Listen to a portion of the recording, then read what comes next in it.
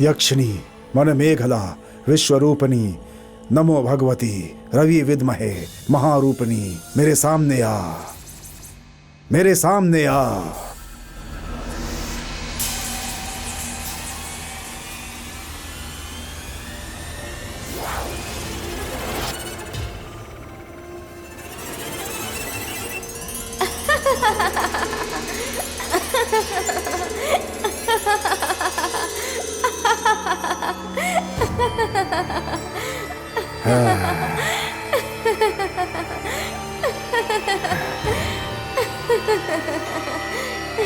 यक्षिणी देवी को मेरा नमस्कार। कैसी हो देवी? यक्षिणी को कभी कुछ हो सकता है क्या केशव? यक्षिणी माँ तो हमेशा संतोष और ज्ञान के साथ रहती है, परंतु केशव नंबोदरी को देखकर ऐसा लग रहा है कि वो खुश नहीं है। यक्षिणी, मेरे गुस्से को मत उकसाओ। तुम्हारा आशीर्वाद प्राप्त करने के लिए मैंने हजारों यज्ञ किए हैं, लेकिन ऐसे समय में मेरा हाथ क्यों छोड़ दिया? तुम्हें समझाना और इस संसार का रहस्य तुम्हें बताना मैं हमेशा से तो वही करती आई हूं ना केशव। अब उस कार्य को बुद्धिमानी के साथ करना ये तो तुम्हारा काम है ना। गंगा माँ वर्णी में बंद हो गई और तुम अपने अहंकार से तुम्हारे गले में रहने वाला तुलसी माला तुमसे छूट गया, वो भी तुम्हें दिखाई नहीं दिया है ना। उस वजह से ही तुम्हारी आज ये हालत है। अपनी गलतियों का आरोप दूसरों पर मत लगाओ। ठीक है, अब जो हो गया वो हो गया। अब क्या करना है वो बताओ। बोलो केशव, मुझे तुम्हारे लिए क्या करना होगा? हाँ, नाग माँ के डसने के कारण मेरा सारा शरीर काला पड़ गया है, देख ही रही हैं आप। नाग माँ नागोश्री जाति की हैं। उनके विष को नागश्री जाति का दूसरा सर्प निकाल सकता है, ऐसा वैद्य जी ने कहा है। नागोश्री जाति का सर्प कहाँ है और उस तक मैं कैसे पहुंचूं, ये मुझे बताइए यक्षिणी।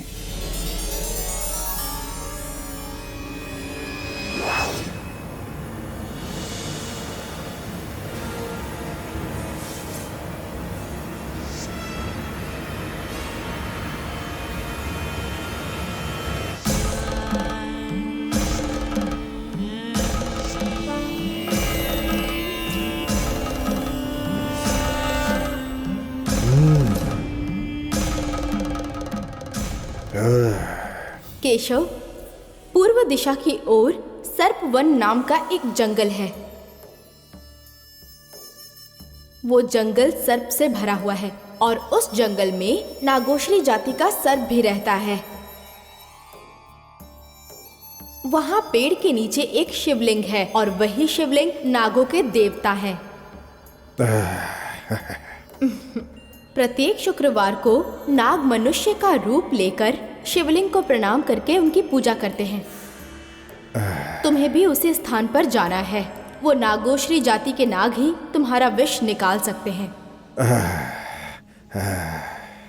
वो तो ठीक है यक्षिणी, मैं क्या करूं कि वो नाग मेरा विष निकाल दें? तुम्हारे पास दो मार्ग है केशव। पहला, लंबा उपवास रखकर नागोश्री के प्रेम को प्राप्त करो, पर उसमें बहुत दिन लग सकते हैं। और दूसरा, नागोश्री नाग जब पूजा कर रहे हो तुम्हें उन्हें आग के घेरे में बंद करना है और उससे उन्हें डरा कर तुम्हें उनसे जो चाहिए वो करवाना है।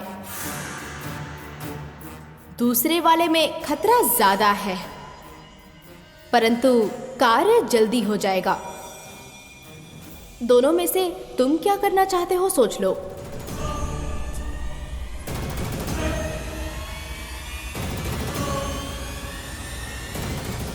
पहली बात, मैं इतना इंतजार नहीं कर पाऊंगा।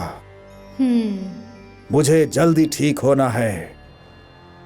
दूसरा, एक तांत्रिक की तरह निर्भीक होकर चलना मुझे ज्यादा पसंद है। अच्छा ठीक है, तुम्हें जो पसंद है वो बातें हम बाद में करते हैं। अब फैसला करना तुम्हारा काम है। इसमें ही तुम्हारी किस्मत का रहस्य छुपा हुआ है। आग का घेरा बनाते वक्त तुम्हारे हाथ में जो छड़ी है उसमें लगा हुआ घुंघरू, उसका उपयोग करना। उसी के अनुसार जब तक तुम चाहोगे आग जलती रहेगी।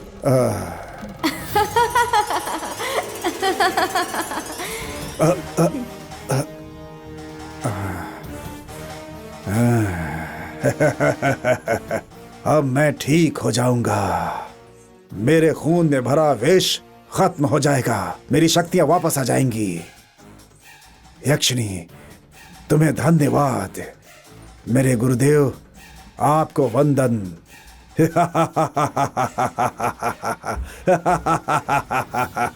नारायण। हाँ गुरुजी। अपनी पुरानी शक्तियों को मैं फिर पालूंगा। हाँ। मेरी शक्तियां मेरे पास वापस आएंगी।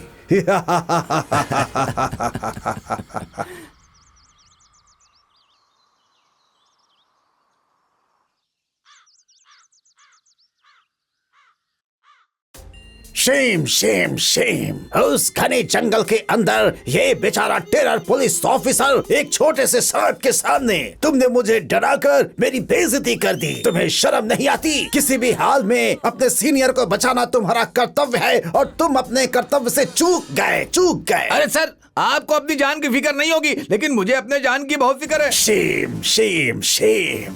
पुलिस वाला अपनी जान से इतना ज्यादा डरता है। डर क्या होता है ना जानने वाला ये पांडे। मेरी जिंदगी में बहुत प्रेशर है। प्रेशर। इस केस को खत्म करके प्रमोशन लेने के लिए सोचा तो ऊपर से प्रेशर ही प्रेशर। कातिल को कब पकड़ना है इसका प्रेशर कुछ समझ में नहीं आ रहा है। मैं बताता हूँ सर, नागमा एक मशीन है सर, उसके ऊपर भी एक बॉस है सर। बॉस? सांप का भी बॉस? पागलों की तरह क्यों बोल रहे हो? अगर आपने उसे पकड़ लिया तो कंफर्म है आप ऊपर चले जाएंगे। नहीं, मैं सर प्रमोशन की बात कर रहा हूँ सर। अच्छा, तो उसका बॉस कौन है? मैं बताता हूँ सर, वो बॉस कौन है बोले तो। मुझे सब पता है। सांप का बॉस बोले तो एक सपेरा ही होगा ना? क्या मुझे अनपढ़ समझ रखा है? अरे बाप रे सर, वो एक लेडीज है ना सर। तो लेडीज सपेरी होगी। Who is the lady सपेरी? Who is the lady सपेरी? उसका नाम गंगा माँ। गंगा माँ या कोंगा माँ, एक साधारण लेडीज सपेरी। उसे तुम लोग पकड़ नहीं पाए, फिर किस लिए डिपार्टमेंट, किस लिए खाकी और फिर किस लिए ये पुलिस थाना? उस औरत के बीन से तुम लोग नाच सकते हो, लेकिन ये शेर कभी भी नहीं नाचेगा, बल्कि उसे खुद नचाएगा। मैं उसे दिखाता हूँ। सर, आपको दिखाने की जरूरत नहीं पड़ेगी, आप वहाँ जाएंगे तो वो खुद ही आपको ऊपर पहुँचा देगी। उतनी बड़ी सपेरी है क्या? अभी कहाँ है वो? वो बहुत खतरनाक जंगल है सर, लगभग 1200 एकड़ में होगा सर। हाँ चुप कर। मैं क्या रियल एस्टेट वाला जो प्लॉट देखूंगा? बुंडपुर जक्कल में मारापन को ढूंढकर पकड़ने वाला मैं। उस बंदूक की गोली को ठंडा होने से पहले मुझे इस कनकापुर में स्पेशली भेजा गया है। मुझसे जंगल की बात करता है। सर, मैं बताना चाहता हूँ कि वो कोई मामूली जंगल नहीं है सर, भूत वाला जंगल है। सब जानता हूँ, भूत बोल के मुझे डराता है। उस लेडी सपेरी को मैं आज ही पकड़ूंगा। सर, मैं तो सिर्फ ये कहना चाहता हूँ। अब कुछ कहने की जरूरत नहीं है, मैंने अपना मन बना लिया है। अब मैं आगे चलूंगा और तुम सब मेरे पीछे पीछे चलोगे। Constables. Yes sir. Yes sir. बंदूक तैयार करो। Yes sir. उसमें गोलियां लोड कर लो। Okay sir. आज इस लड़ाई में या तो सपेरी जीतेगी या तो फिर ये पांडे जीतेगा। Yes sir. सर, कहाँ गया? चलो चलो चलो चलो चलो चलो चलो जल्दी करो, चलो।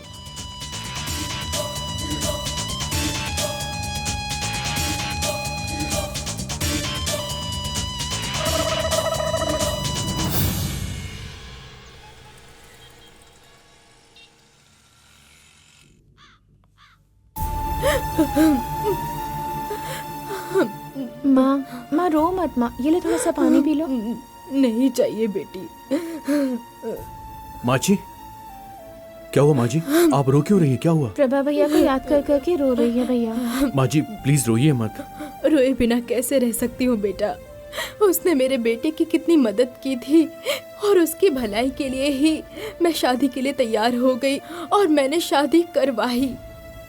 प्रभा की शादी हो जाने के बाद सोचा था उसकी माँ को खुद कन्विंस करूंगी, पर अब उसकी माँ पूछेंगी तो मैं क्या जवाब दूंगी। ये सब होगा पता होता तो मैं पहले ही मना कर देती। माँ जी, कनिकापुर में मैं पला बढ़ा हूँ। पहले मैं इन सबको अंधविश्वास ही मानता था, पर अब मुझे यकीन हो गया है कि सच है। बेटा, तुम्हें तो अभी ठीक से रहना चाहिए। सौम्या से अलग हो गए ऐसा मत सोचो। पहले तुम्हारा जिंदा रहना जरूरी है। कुछ दिनों के बाद फिर से मिलकर साथ में रह सकते हो तुम लोग। माँ सही कह रही है भैया, थोड़े दिनों के लिए विदेश चले जाइए। ठीक है माँ जी। मुरली कहाँ है माँ जी? एजेंसी से कॉल आया था भैया। भैया फ्लाइट टिकट और पासपोर्ट लाने के लिए गए हैं। तुम जाकर रेडी हो जाओ, तब तक वो आ जाएगा बेटा। ठीक है माँ जी।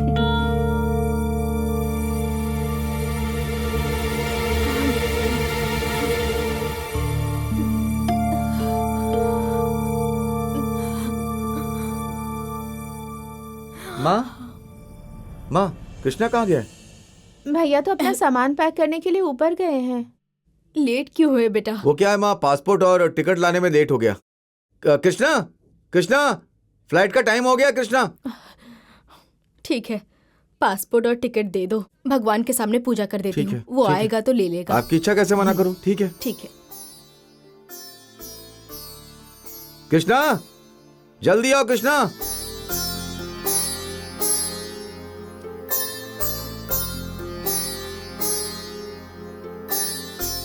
हे गणपति, कृष्णा पर कोई मुसीबत नहीं आनी चाहिए। उसे अच्छे से विदेश भेज दीजिएगा। आप ही को उसका ख्याल रखना है।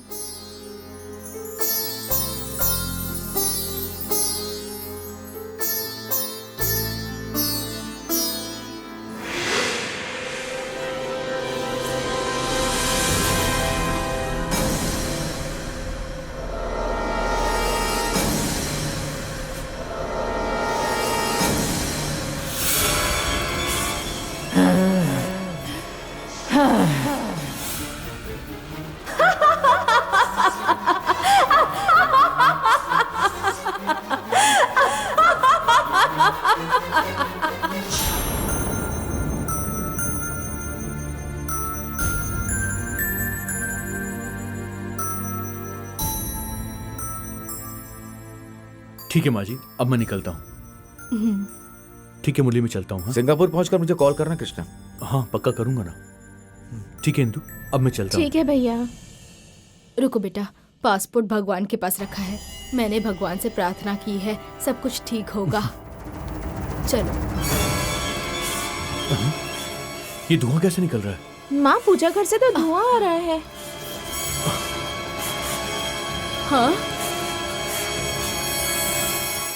अरे अरे,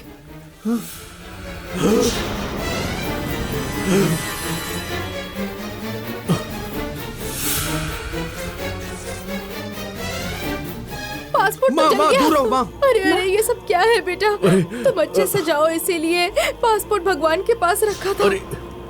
ऐसा होगा मुझे नहीं पता था। अब मैं क्या करूं बेटा? मैंने भगवान से पूजा की थी, सब बेकार हो गया। हे भगवान, क्यों जल गया ये? तुम अगर इस गांव में आए तो प्रभा की तरह तुम भी मर जाओगे। मैंने बुरा सपना देखा कृष्णा, मैं डरी हुई हूँ और तुम आने को कह रहे हो। अरे जल गया ये तो।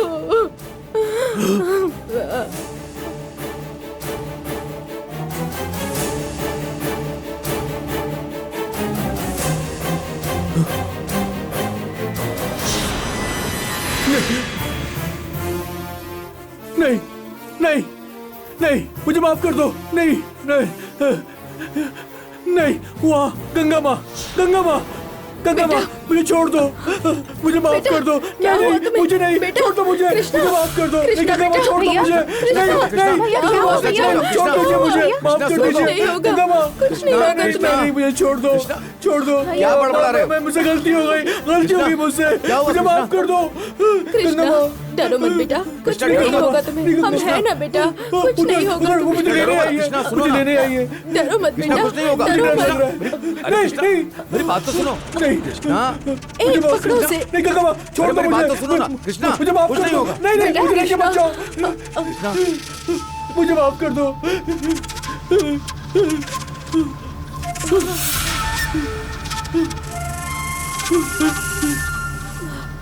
क्या हुआ बेटा?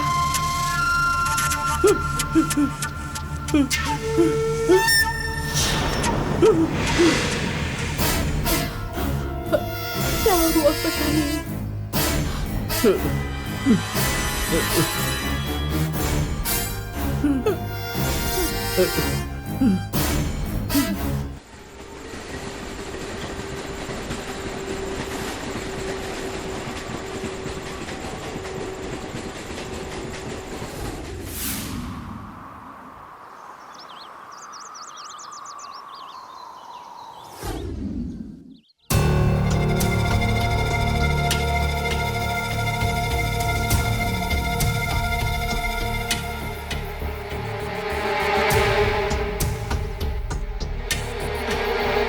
दिव्यानी,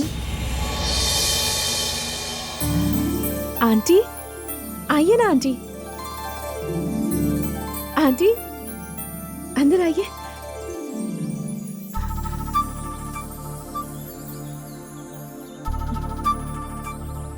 क्या देख रही हो बेटी? शिवा को मैं अकेली आई हूँ। आप अंदर चलिए ना आंटी, आइए। पापा, पापा, शहर से आंटी आई है पापा। पापा, आइए। नमस्ते। नमस्ते। नवरात्रि की पूजा बीते हुए अभी कुछ ही दिन हुए हैं और उसी बीच ये सब क्या क्या हो गया। मैं और शिवा आने का सोच रहे थे, लेकिन क्या कर सकते हैं? प्रभा की माँ को साथ रखकर उन्हें सांत्वना देनी होगी। अच्छा, सौम्या कहाँ है?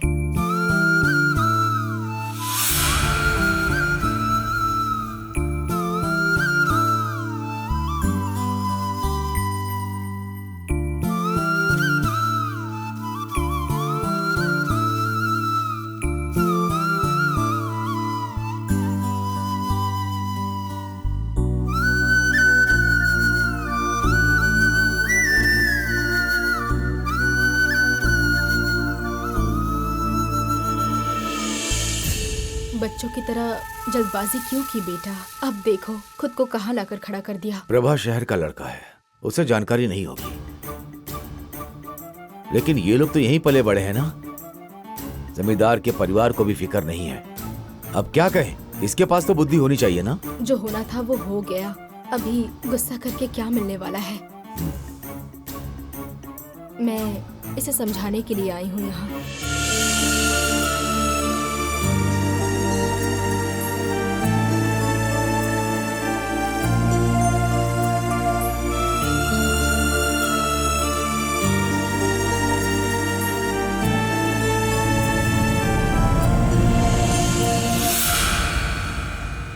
दिव्यानी, इनके खाने पीने के लिए कुछ लेकर आओ बेटी।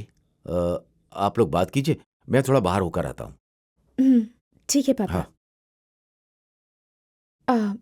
आंटी, मैं कॉफी बनाकर लेकर आती हूँ। नहीं बेटी, मुझे कुछ नहीं चाहिए।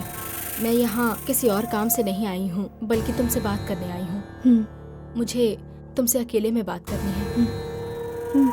ठीक है आंटी। आइए।